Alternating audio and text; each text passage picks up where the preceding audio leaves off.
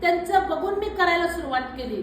मी कधीही उपवास धरला नव्हता, पण मी शिकले चर्चवर माझ्या वेळेला विनो आर्वटके, चर्चिल दादा, शीतलाक्का हे सगळे थोडे थोडे पोक्त झालेले होते आणि त्यांनी उपवास करून यायचे. मग मी त्यांच्याबरोबर उपवास करून जायचे. मी कितीतरी वेळेला उपवासाच्या वेळेला म्हणजे मला स्वतःला आवरायचं नाही ना ते त्यांच्याबरोबर तसा उपवास, तर मी कितीतरी वेळेला मी काहीतरी बटशोप घेऊन जा, खडीसाखर घेऊन जा, लेमनच्या गोळ्या घेऊन जा आणि माझ्या उपवासात मी बसून खायची. मी म्हणाले हे पाणी सुद्धा प्यायचे नाही, पण मी त्यांचं जीवन बघून मी शिकले उपवास कसा करायचा.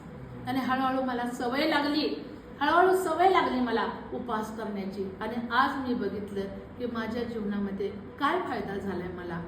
मी का पडले नाही, मी का संपले नाही. तुम्ही माझी एक साक्ष आहे माझ्या प्रियाने, तुम्ही माझी एक जिवंत साक्ष आहे. का मी संपले नाही. आतापर्यंत मी कब्रस्तानात असायला पाहिजे होतं, तुम्ही येऊन माझ्याजवळ तिथं रडायला पाहिजे होतं. अक्का मला सोडून कशी गेली.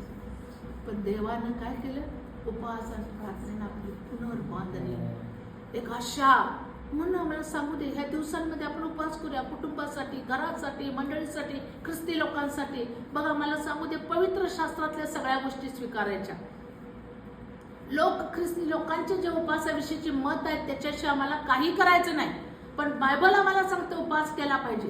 सांगते ना,